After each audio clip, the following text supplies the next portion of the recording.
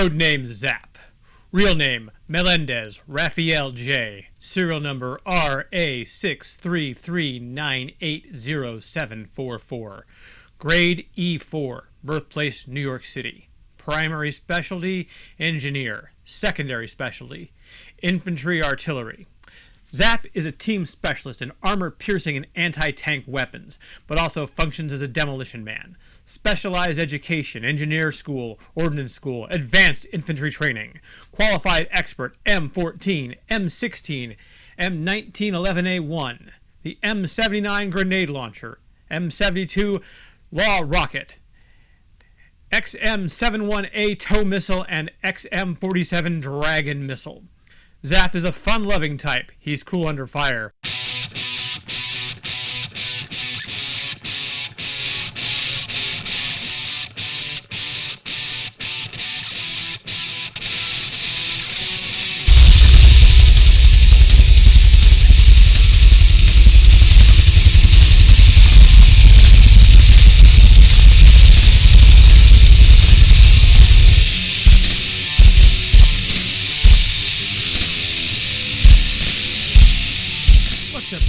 Jay here with Nerd Rage Against the Machine, and if you can tell by that introduction, I'm talking a little bit about customizing and modeling in general, but it's time we had to talk about 3D printing, I think. So this is kind of my primer for both gamers and modelers and toy mods and any fans who are interested. You know, maybe this will give you a really better idea of what 3D printing will do for you and how it affects things like the wargaming and toy industries and what it can do for you, as well as some of the pitfalls. You know, this is a hobby in and of itself, and in a lot of ways, it's like you know, buying a car. You know, when you're 16 and you're about to get your first car, if you will, or you know, if you're in that situation, you're excited. You're thinking about the fact that, you know, you can drive out of this town, you can go to that rock festival, you can take a girl parking. Yes, I can do all these amazing things with that car. You don't think, I can't wait to pump gas and do oil changes, and I can't wait to have to pay insurance, and that time that I'm going to have to spend like $300 I wasn't expecting to pay to have the car, the brakes fixed or what have you. But that's all part and parcel of that as well. This is meant to be a very realistic discussion of 3D printing, and yes, I'm going to talk about the warts of it. So first, I'm going to start a little bit with my own history with 3D printing. I've been doing it for a while. My first printer was an XYZ Da Vinci 1, and you know, I was so excited to buy the concept. Again, like that 16-year-old kid with the car, I can print terrain, I can print this, I can print that, I can do so much with it. It's going to revolutionize my gaming and any other hobbies I have. And it was a horrible experience. In some ways, I guess I'm grateful that I tried it again. I got rid of that printer after some of the worst customer support and some of the worst experiences I'd ever had with a new technology in general. My second printer was a New Matter Mod T. The New Matter Mod T was a beginner entry-level printer, and it was great for what it was. Unfortunately, the company basically folded. They had great customer support, though. I will give them full props for that. The printer itself was decent. It was well priced at the time. It did have a small print bed, though, about 4 by 5 by 6 inches. But at the time, you know, it worked perfectly for my needs and got me into the hobby. My third printer, which is the one I'm still using today, is a Creality Cr10. Technically, mine's a Hicktop Cr10, but that's one of the reasons I bring up that and will extol the virtues of the Cr10 format or the Creality format.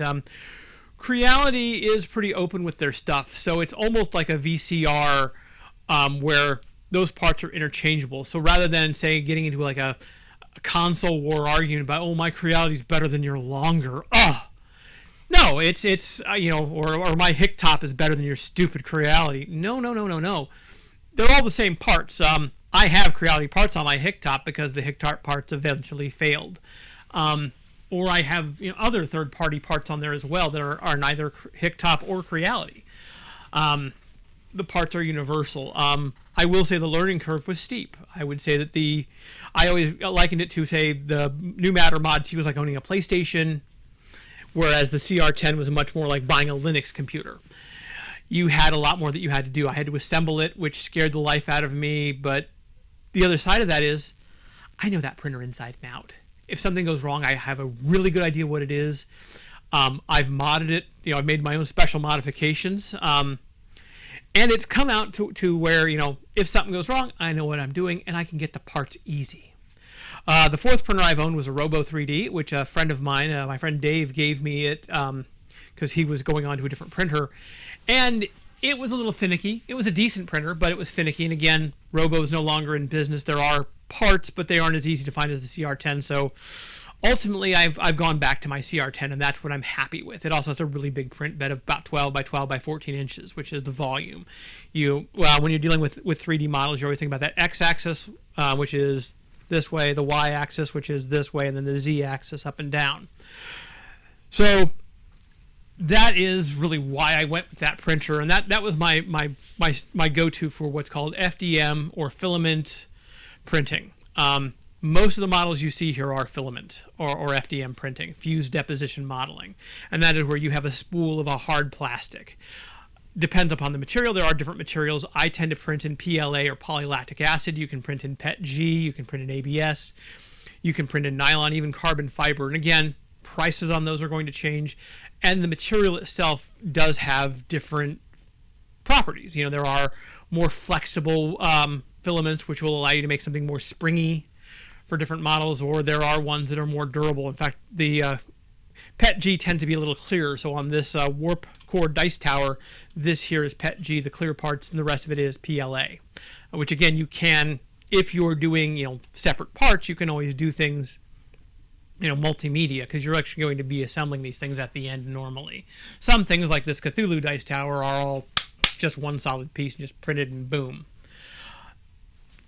So first thing is, if you're looking at a printer, there are two types, really. There are more than two types, but commercially available, you're looking at two specific styles. One would be this, which is what we call FDM or filament printing. This is probably the one that you've more commonly associated with. The other one is SLA or stereolithography.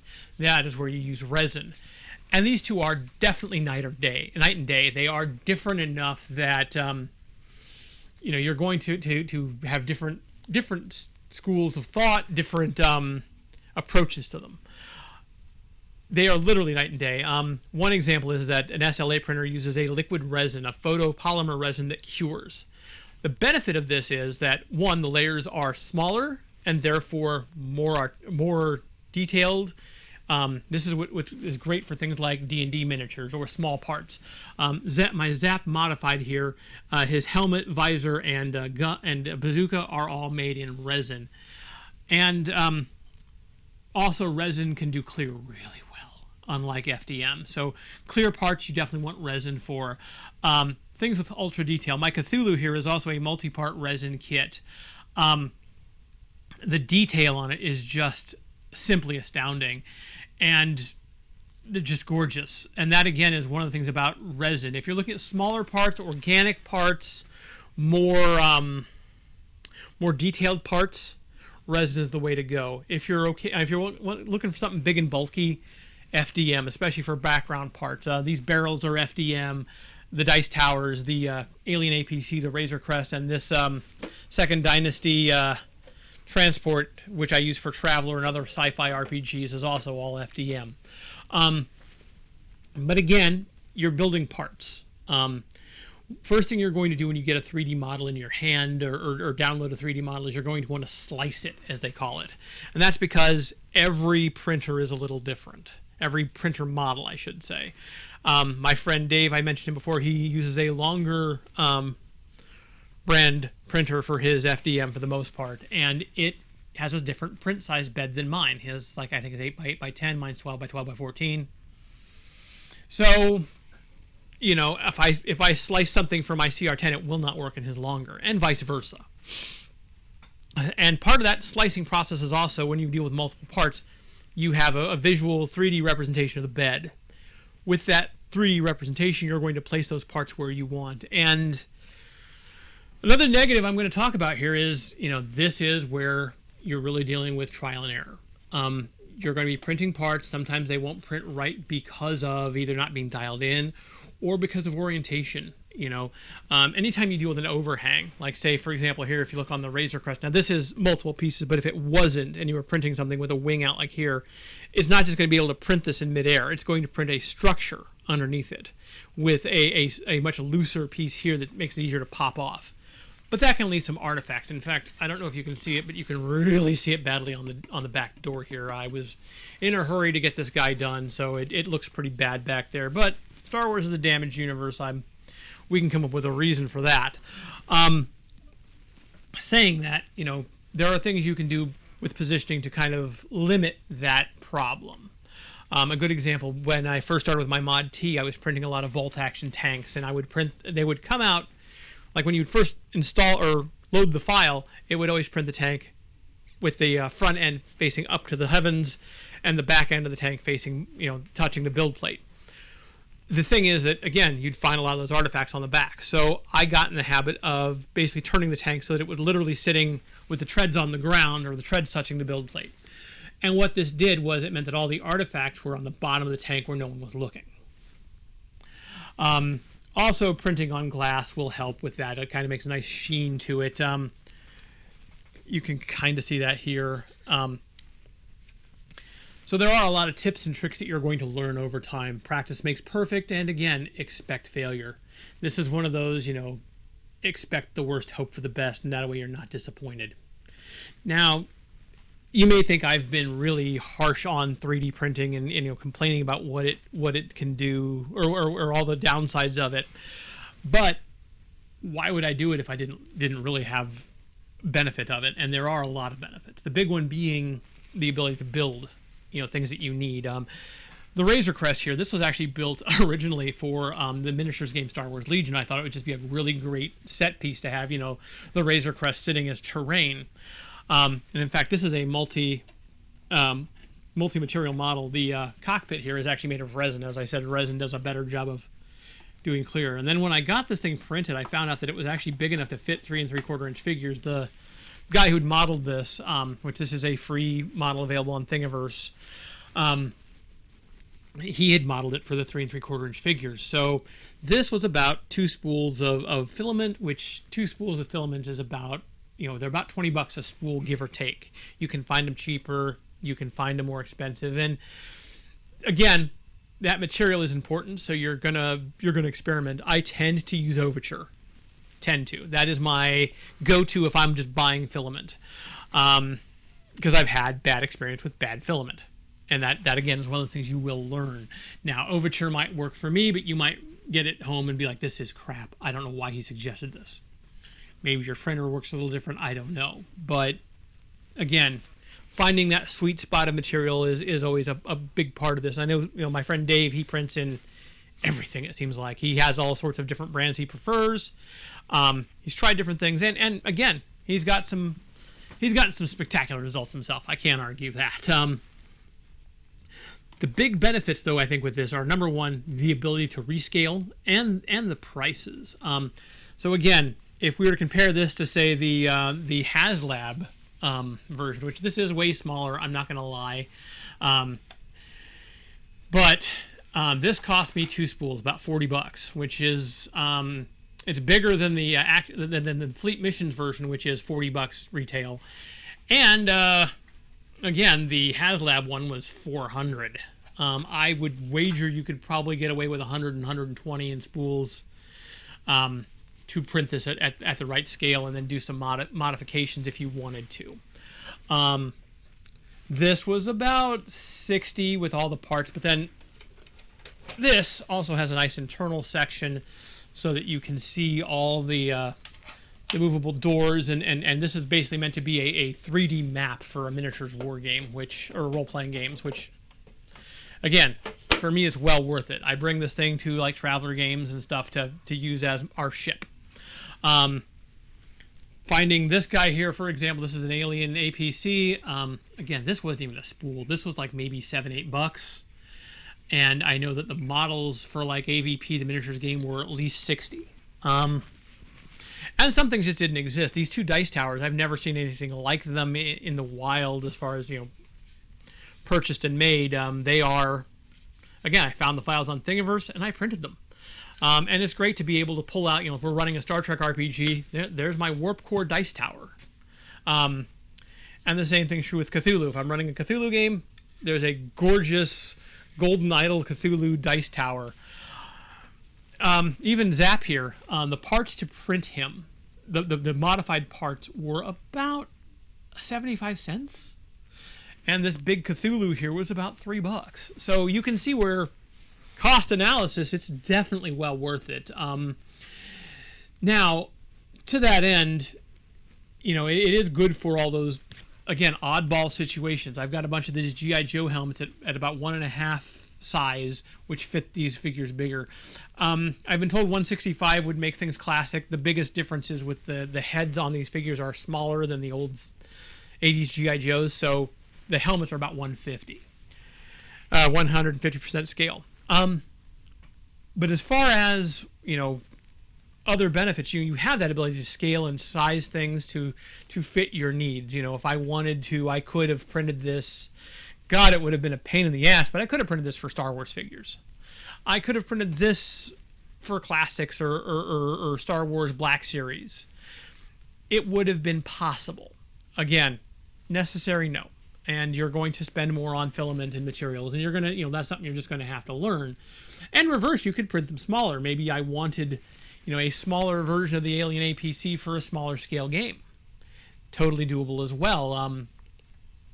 So that's one of the things, is you can make those kind of oddball parts. I mentioned in a previous video how for Battletech I printed them in the Warhammer 28mm scale. So you have like 12-inch battle mechs running around the field, and it's imposing and it makes a very different game. At the same time, I do want to support the company, so I'm not, like printing every battle mech I can find in resin and just saying, to hell with you guys at Catalyst, I'll make my own, thanks. I know that, again, in the wargaming space, you hear a lot of people talk about Games Workshop, and that's going to be something that's something they're afraid of, is people just 3D printing Space Marines and Space Orcs and all that. And yeah, it's happening. I'm not going to lie to you. I mean, it's not everybody, but it's going to happen. Which, again, leads me to the next topic here, which is, how this is going to affect the toy industry and the modeling industry. So for some things, yeah, it's going to definitely affect, especially, I think, with wargaming modeling, where you already know you're going to have to be doing stuff. I mean, like, when I printed the Razor Crest here, I did print the cockpit in resin, the rest of it in FDM, but I still had to glue this together. I still had to put, some gap filler in a couple places. This was not, sprung fully formed from the printer. And of course I had to paint it. So again, if you're not interested in that hobby, if you're not interested in putting that kind of work into things, 3D printing's still not going to be there. Not even close. Now you can print articulated pieces and even like print in place so that you pop it off and it moves. Totally doable.